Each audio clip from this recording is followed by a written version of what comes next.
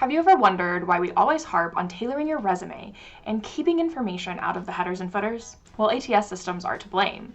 In this short video, we plan to introduce you to the concept of an ATS system, how it works, and how to best format your resume to be the most successful in your job search.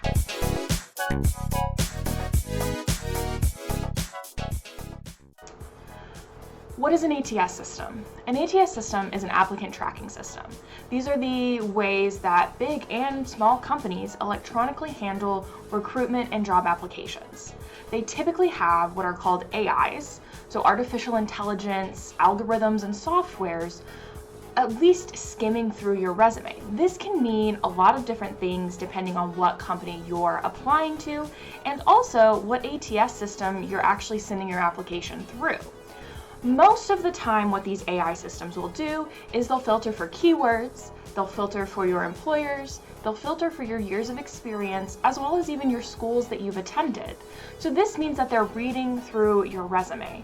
This is very important, and in fact, one of the main reasons your resume doesn't actually get seen by real eyes. So, what does that mean for you? Because it is researching and reading your resume, the way that you format your resume impacts how successful these ATS systems can actually read through your resume. So if you don't have it formatted in a way that these ATS systems can actually read, you're very unlikely to be successful in this job internship. So one of the things that we're going to do is I'm going to pull up a couple of pictures of what these ATS systems look like from a recruiter's point of view. So a lot of times what they're going to do is they're kind of going to function as a database. They're going to have your name, they're going to have a link to like the PDF or Word document that you submitted, and they're going to, link what job you applied to. And one of the big things that they do is they signify how close of a match you are to the job description. So how does this work? Well, they are comparing what you have written in your resume to keywords in the job descriptions. That is one of the reasons that we always emphasize tailoring your resume. If you're not tailoring your resumes, these ATS systems aren't going to consider you a match, and you're far less likely to actually have your resume seen by real human eyes.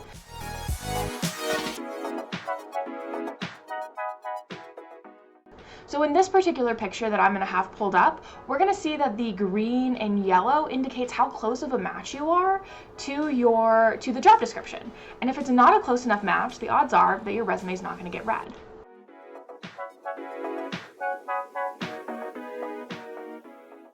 So all of this to say, how do you, a student or an alumni, cater your resume to make sure that it is read well by these ATS systems? One of the things that I'm going to mention again, always tailor your resume with the keywords from the job description. This is going to be super important because these are the keywords that ATS systems are matching. If you have these keywords, these key components, you're going to have a higher match percentage. The second formatting tip we want to highlight is ensuring your resume doesn't have tables, graphs, photos, fancy fonts, or weird colors. All of these disrupt how AIs read your resume. Please do not use Word templates. Most of the time they're based on table formats, which make it hard for AIs to read, and we really encourage you to use the formats and the templates that we have on our website.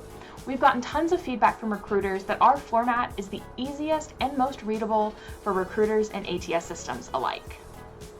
One of the other things that we want to make sure that you're doing is using the long form and acronym versions of words.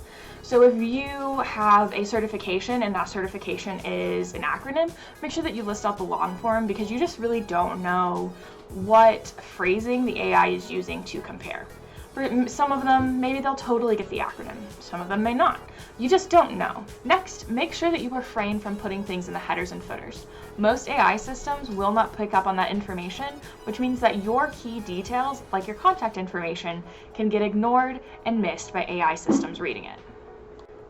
Lastly, we always want to make sure if you are submitting your PDF, make sure that it is searchable. Now, one of the ways that you can do this is if you have the full version of Adobe, you can optimize searching If you do not have the full version of Adobe, create your resume in a Word document and then convert it to a PDF. If you do it that way, it's always going to be searchable. But if for some reason this is like your second or third saving of your PDF, try and optimize the search process through the Adobe app and it will make it searchable. As always, a short handout of the tips that we mentioned in this video are going to be available in the description and on our website.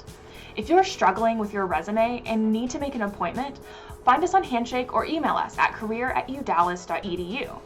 Or feel free to drop by our new office in Cardinal Farrell 204. We're here to help you put your best foot forward and make sure that complicated AI systems don't delete your resume before you've had a chance to shine.